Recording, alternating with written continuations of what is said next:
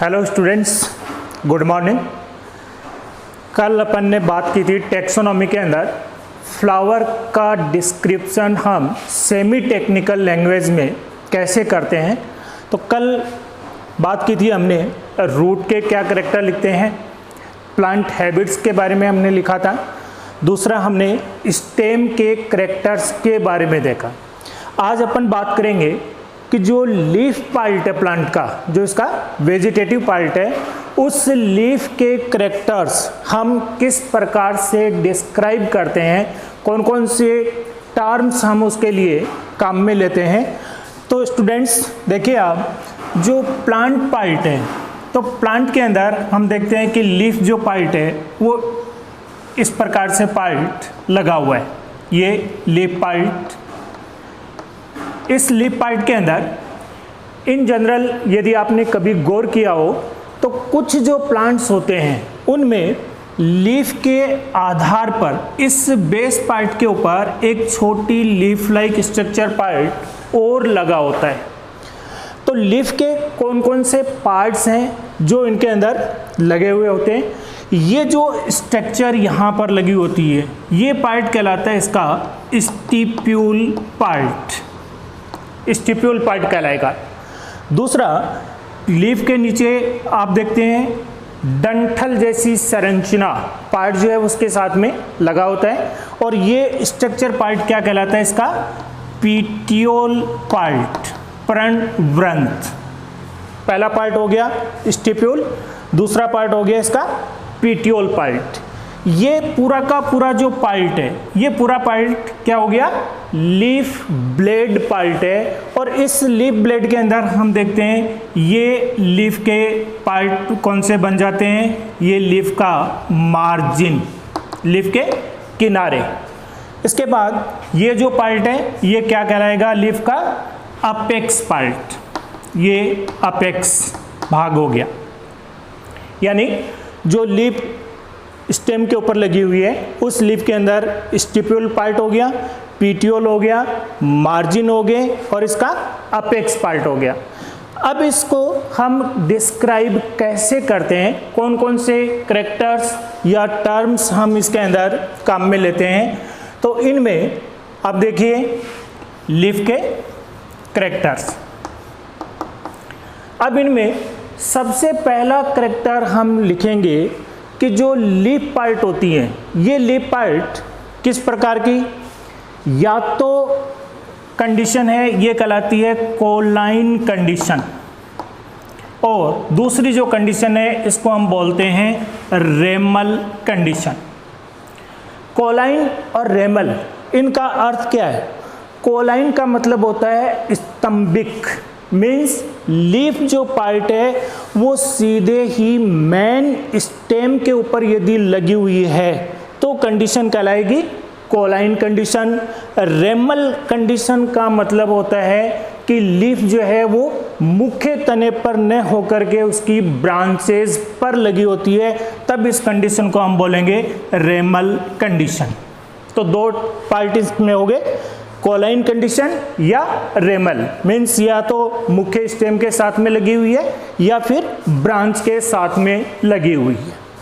Second character हम leaf के लिए क्या लिखेंगे कि यदि लीफ के साथ में ये संरचना यदि लगी हुई है, स्टिप्यूल पार्ट अगर लगा हुआ है, तो हम लिखेंगे लीफ कैसी होगी, स्टिप्यूलेट कंडीशन इसको कहेंगे, स्टिप्यूलेट। और यदि ये भाग स्टिप्यूल लीफ के साथ में लगा हुआ नहीं है तो हम इसको लिखेंगे अक्स स्टिप्यूलेट कंडीशन, अक्स स्टिप्यूलेट।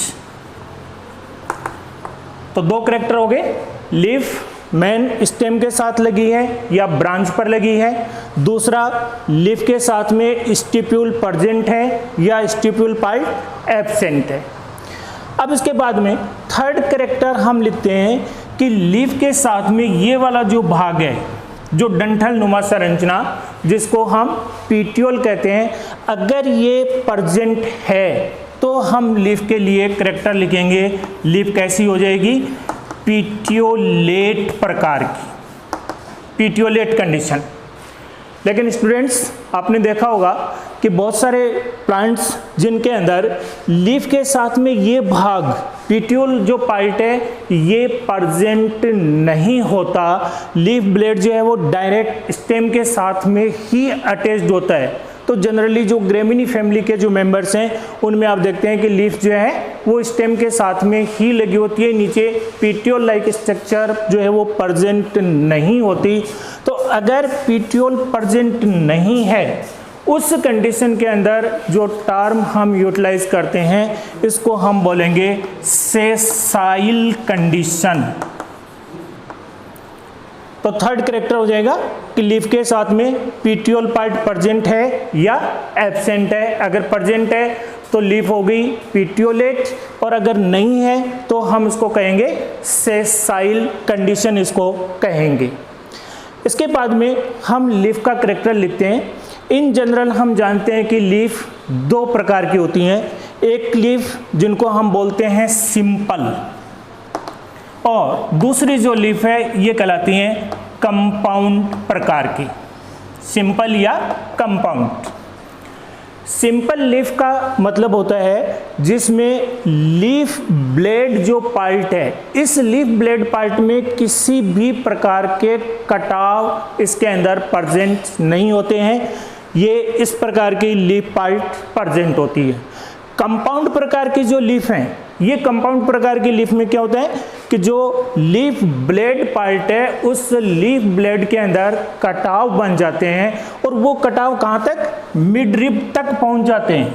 तो जो मिड रिब वाला पार्ट है ये उसका कौन सा भाग बन जाता है, रेकिस पार्ट। जैसे स्टूडेंट्स अगर आपने देखा हो प्रोसोपिस, खेजड़ी की लीव्स अगर आपने देखी हो, अकेसिया या बबूल के अंदर आपने देखा हो, तो उनमें आप देखिए इस प्रकार से लीफ जो पार्ट है वो लगे होते हैं,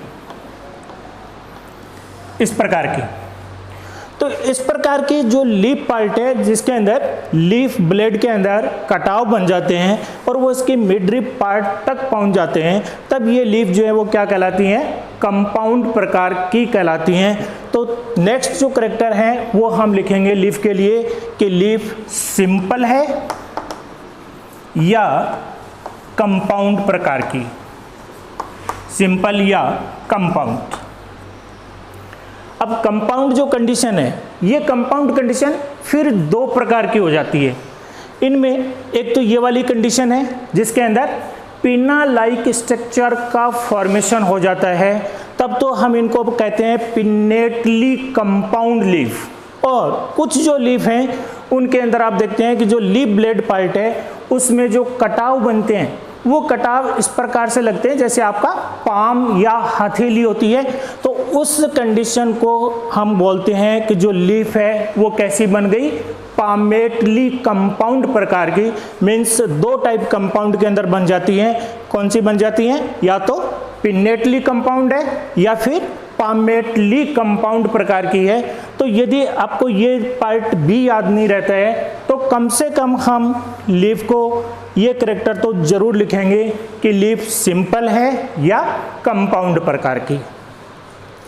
इसके बाद लीफ के लिए हम कैरेक्टर लिखते हैं कि लीफ के अंदर पाए जाने वाला विनेशन किस प्रकार का है, यानी लीफ में सिरा विन्यास किस प्रकार का है। तो जो सिरा विन्यास या जो विनेशन है लीफ के अंदर, ये विनेशन पार्ट दो प्रकार के विनेशन स्टूडेंट्स आप जानते हैं। एक जो विनेशन है जिसको हम बोलते हैं रेटिकुलेट विनेशन, रेटिकुलेट, या इसको हम बोलते हैं जालिकावत सिरा विन्यास। दूसरा इनमें पाया जाता है कौन सा, पैरेलल विनेशन पार्ट, यानी समानांतर सिरा विन्यास। तो स्टूडेंट्स आप जानते हैं कि जितने भी डाइकोट्स हैं उन डाइकोट्स के अंदर जो विनेशन पाया जाता है वो विनेशन होता है रेटिकुलेट प्रकार का, और जो मोनोकोट्स हैं उन मोनोकोट्स के अंदर जो विनेशन पाया जाता है वो कैसा होता है, पैरेलल प्रकार का या समानांतर सिरा विन्यास, इसको हम बोलेंगे। तो नेक्स्ट जो करेक्टर है वो हम लिखेंगे लीफ में किस प्रकार का विनेशन या उसमें सिरा विन्यास पार्ट प्रेजेंट है, तो हम इसको लिखेंगे रेटिकुलेट विनेशन या पैरेलल विनेशन, समानांतर सिरा विन्यास। रेटिकुलेट और पैरेलल जो विनेशन है इसको हम फर्दर दो पार्ट्स के अंदर डिवाइड करते हैं। दो पार्ट कौन से? स्टूडेंट, जैसे आपने देखा होगा कि बहुत सारी लीव्स इस प्रकार की होती हैं जिनके अंदर एक सिंगल मिडरिब पार्ट, यानी जो वेन पार्ट है, जो सेंटर में जो वेन पार्ट है, इसकी जो मिडरिब है वो सबसे ज़्यादा मोटाई वाली होती है और बाकी जो वेन्स उनके अंदर प्रेजेंट हैं वो थिन प्रकार की होती हैं, उसके कंपैरिजन में पतले आकार की होती हैं। तो अगर इस प्रकार की कंडीशन है जिसमें मिडरिब सबसे मोटी है, बाकी जो वेन्स है वो उससे पतले आकार की हैं, तब इस विनेशन को हम बोलते हैं यूनिकोस्टेट प्रकार का, यूनिकोस्टेट। इसको हम बोलेंगे एक सिरीय सिरा विन्यास। तो अगर ये कंडीशन रेटिकुलेट में है तो हम बोलेंगे यूनिकोस्टेट रेटिकुलेट विनेशन, और अगर ये कंडीशन पैरेलल में है तो हम इसको बोलेंगे यूनिकोस्टेट पैरेलल विनेशन, इसको कहा जाता है। दूसरा, ये तो पार्ट हुआ यूनिकोस्टेट कंडीशन, लेकिन कई बार लीफ के अंदर स्टूडेंट्स आपने देखा होगा कि मिडरिब मोटाई जितनी और वेन्स भी उसके अंदर प्रेजेंट होती हैं। तो अगर उस प्रकार की कंडीशन पार्ट अगर प्रेजेंट है तब इसको हम बोलेंगे मल्टीकोस्टेट कंडीशन, बहुसिरीय सिरा विन्यास। तो मल्टीकोस्टेट जो कंडीशन है, ये मल्टीकोस्टेट कंडीशन भी रेटिकुलेट और पैरेलल दोनों के अंदर होगी, यानी मल्टीकोस्टेट रेटिकुलेट विनेशन या मल्टीकोस्टेट पैरेलल विनेशन हम इसको बोलते हैं। इस मल्टीकोस्टेट कंडीशन के अंदर फर्दर टू टाइप्स जो हैं वो इनके अंदर बन जाते हैं। अब ये दो टाइप कौन से बनते हैं कि जो मल्टीकोस्टेट कंडीशन के अंदर जो वेन्स हैं, ये वेन्स पार्ट अगर यहाँ से लीफ के बेस से निकलती हैं और बेस से निकलने के बाद में अगर हम देखें कि जो लीफ पार्ट है उसकी स्ट्रक्चर इस प्रकार से है, तो ये इस प्रकार से पार्ट बनता है। तो ये जो कंडीशन है जिनके अंदर वेन जो पार्ट हैं वो बेस पार्ट से निकलने के बाद एक दूसरे के साथ या एक दूसरे से दूर होती चली जाती है, तब इस कंडीशन को हम बोलते हैं डाइवर्जेंट कंडीशन, डाइवर्जेंट। दूसरा, अगर ये वेन पार्ट बेस से निकलती हैं, बेस से निकलने के बाद अपेक्स पार्ट के ऊपर जाकर के फिर वापस एक दूसरे के साथ मिल जाती हैं, तो ये जो कंडीशन है इस कंडीशन को हम बोलेंगे कन्वर्जेंट कंडीशन, कन्वर्जेंट कंडीशन इसको कहा जाता है। तो अगर किसी लीफ के अंदर ये वाली कंडीशन प्रेजेंट है डाइवर्जेंट, तो हम इस विनेशन को क्या बोलेंगे? डाइवर्जन कंडीशन होगी, मल्टीकोस्टेट हो गया और रेटिकुलेट पार्ट हो गया। तो ये तीनों पार्ट एक साथ आएंगे इसके अंदर, रेटिकुलेट, मल्टीकोस्टेट, डाइवर्जेंट कंडीशन या पैरेलल मल्टीकोस्टेट डाइवर्जेंट कंडीशन, या फिर इसके अंदर रेटिकुलेट मल्टीकोस्टेट कन्वर्जेंट कंडीशन पार्ट। तो इस प्रकार से जो विनेशन पार्ट है वो विनेशन पार्ट हमें लीफ के अंदर आसानी से विजिबल होता है और उसको देख करके हम ये करैक्टर उसमें लिख सकते हैं कि लीफ में विनेशन किस प्रकार का प्रेजेंट है। नेक्स्ट जो लीफ के लिए हम डिस्क्रिप्शन में जो करैक्टर लिखते हैं वो करैक्टर हम लिखते हैं लीफ के अंदर पाए जाने वाली फिलोटैक्सी के बारे में, फिलोटैक्सी।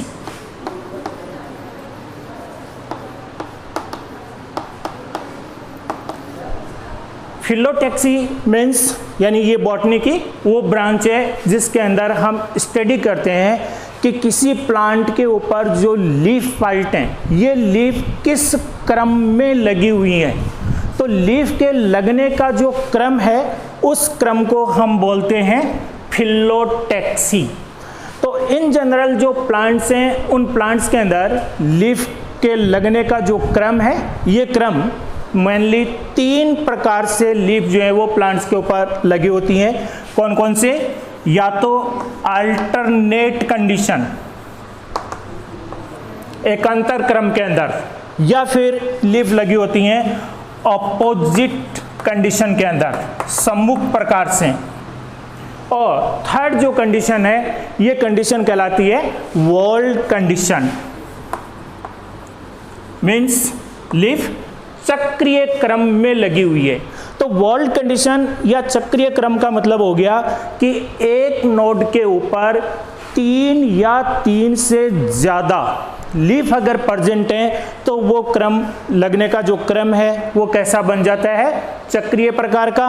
और यदि एक नोड के ऊपर 2 लीफ आमने सामने लगी हुई है तो वो कंडीशन बन जाती है ऑपोजिट कंडीशन।